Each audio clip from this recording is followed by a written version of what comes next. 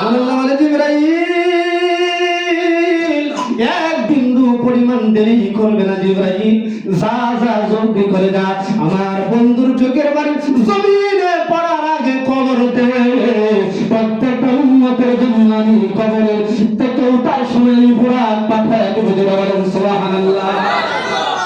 নবীর কাছে জিবরাইল এসে বলে নবী গো আর কাঁদতে হবে না, বুরাকে ওঠেন নবী, আপনার উম্মতের ব্যবস্থা হয়েছে, কবর থেকে ওঠার সাথে সাথে আল্লাহ তাদেরকে বুরাক দিবে জোরে বলেন সুবহানাল্লাহ।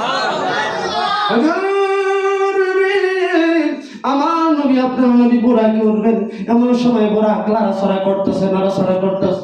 কিরে বুরাক? জিবরাইল বলে কিরে বুরাক এভাবে নাড়াচাড়া করো কেন? তুমি কি জানো নি তোমার এই দেহের মধ্যে কে পা রাখবে? বুরাকে তারপরে নাড়াচাড়া করতেছে। বুরাক রে ইমামুল মুরসালিন তোমার গায়ে উঠবে, শাফিউল মুজলিম তোমার দেহের মধ্যে হবে। যে নবী সৃষ্টি না হইলে তুমি সৃষ্টি হইবে না, যে নবী সৃষ্টি না হইলে আমি জিবরাইল সৃষ্টি হতাম না রে বুড়া, কেন তুমি ওই নবী উঠবে, কেন তুমি নাড়াচাড়া করতেছো? এবার বুড়াকে আল্লাহ দরবারে আল্লাহ গো আমার জবানটা খুলে দাও, আমি জিবরাইলের সাথে আলাপ করি। একটু আওয়াজ দিয়ে বলেন সুবহানাল্লাহ। আল্লাহ বলেন যা বুড়া করে জবান করে দিলাম। এবার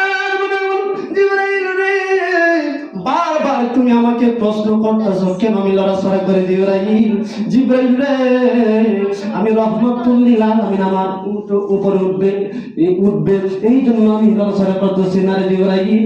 আমি এটা জানতে চাই দয়ার নবীর কাছে, মায়ার নবীর কাছে, যেমনি ভাবে আজকে আমার উপর সওয়ারি হইয়া যাবে জিবরাইল রে, আমি নবীর কাছে জানতে চাই মায়ার নবী গো আমি পুরা খেয়ে তুমি জান্নাতের মধ্যে নিতে হবে সুবহানাল্লাহ।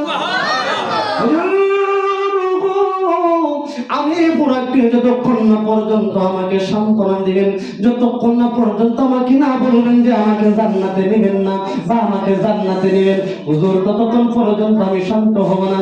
আমার নবী পুরাকের মধ্যে হাত ধরে দিলেন, পুরাকে যা আমি নবী কথা দিলাম তোর উপর সওয়ারি হয়ে জান্নাতে ঢুকবো সুবহানাল্লাহ।